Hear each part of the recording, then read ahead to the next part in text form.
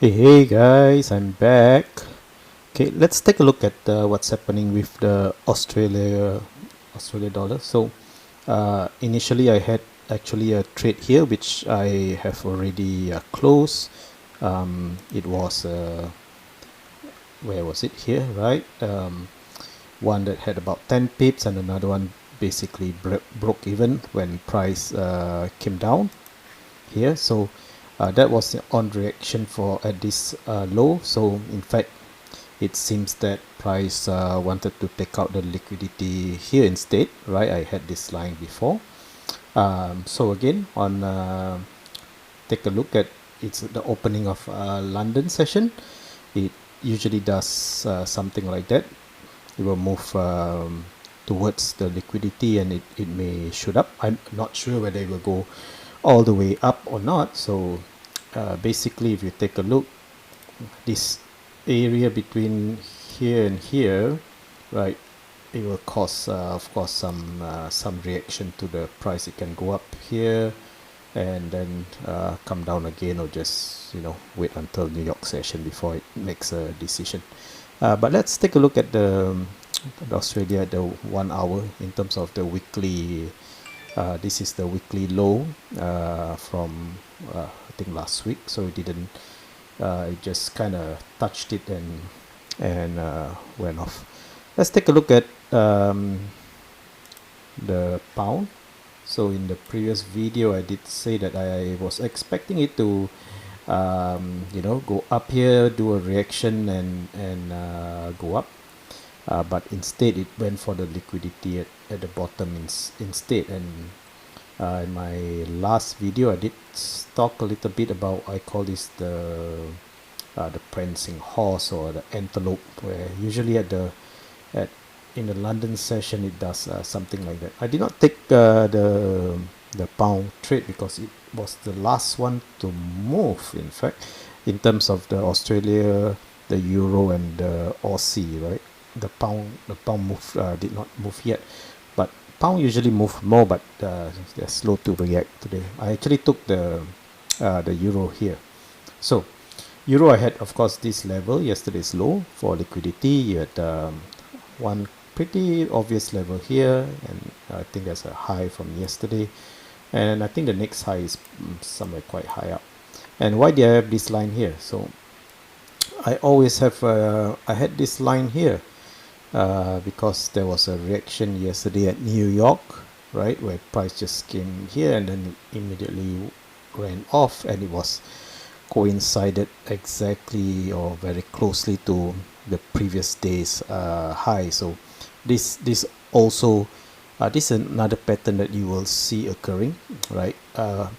Take a look where price made sudden reversals during the previous sessions, and usually you'll get a reaction on the next session. Of course you never know, right? So during Asian session we are just looking at price going, not doing much, and then the moment London session was about to begin, it gives a fake move up and then it moves down towards this reaction point.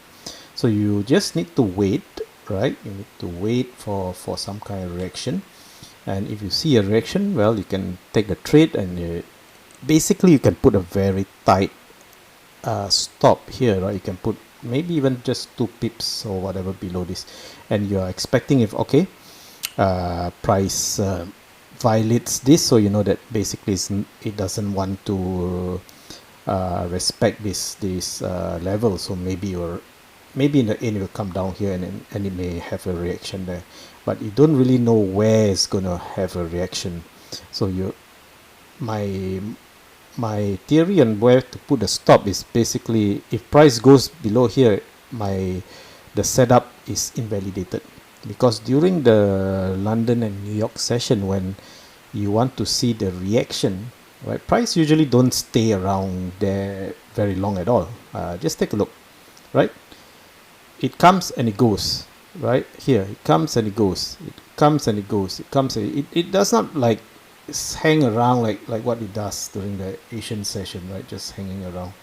So if you had the right level, or well, is a level that price wants to react on this day, and we know that it wants to it's still trying to reach up for the liquidity, you know that the reaction will be fast. So you can actually put a pretty tight stop. Just wait for the candle to close. Sometimes I find that sometimes the 15 minutes give a better way to look at the close, right? But of course, as you go to the 5, you actually see something very nice here as well. So when I saw price come here, touch this, reject the round number, go up with all these levels, so basically I take it as it's an okay level. So now, is this a big win? No, of course not. But with the few setups that I've shown today, I think you would have already got 30 or 40 pips just in the 2 sessions. So that's, I think, pretty decent if you are trading with an account that's large enough, right? Of course, I'm just doing this on a really small account just to show the price levels that you have and what you can do. So let's see what's going on. All right, so this trade is still going okay.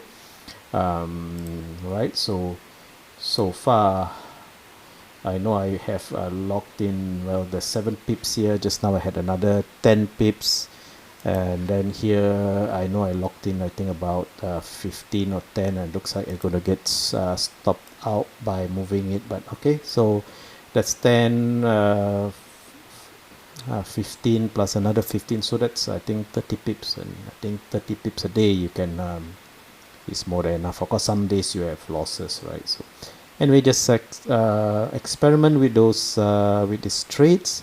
Look for the levels, plus we know, right, based on the ICT or the flow, we know that we are looking for price to reach up. At least you have some directional bias, but just keep your stops pretty tight, because most of the time when the level breaks, right, means most of the time is the setup is you got it wrong, right?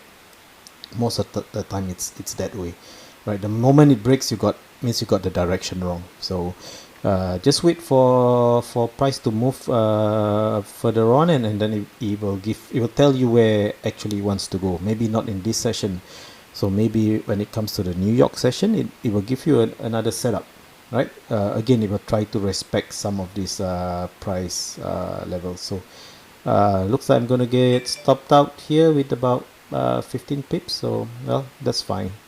All right, thank you. I hope if you found this useful, do subscribe. Thank you.